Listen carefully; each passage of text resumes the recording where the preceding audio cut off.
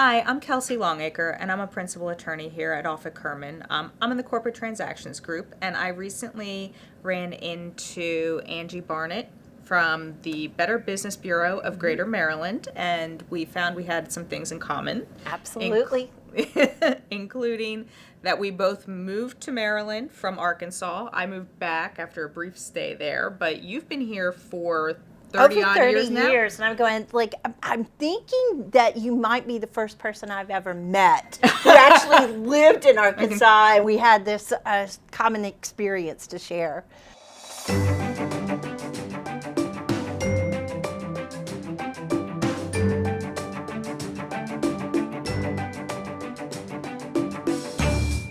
You've been in Maryland for 30 years and you've stayed here. What's kept you in the area? It is always I don't ever think about the conscious decision, but it wasn't a passive decision to stay in Maryland. For one thing, I have never lived in a city until I moved to Baltimore.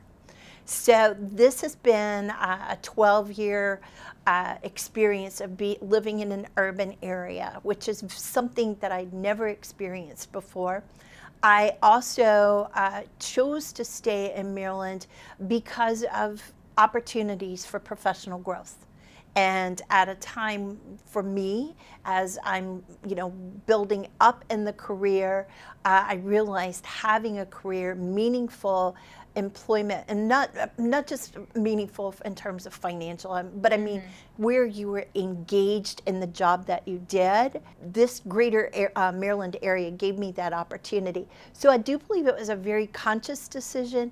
Living in Baltimore was because I wanted to have that urban experience, and I've learned some of the joys and challenges of our city, but the joys of walkability. I live blocks away from where I work. I live in a part of the city where I can park my car and not move it because my basic needs I can get within blocks around. So it's given me a lifestyle and life choices that I'd never had before.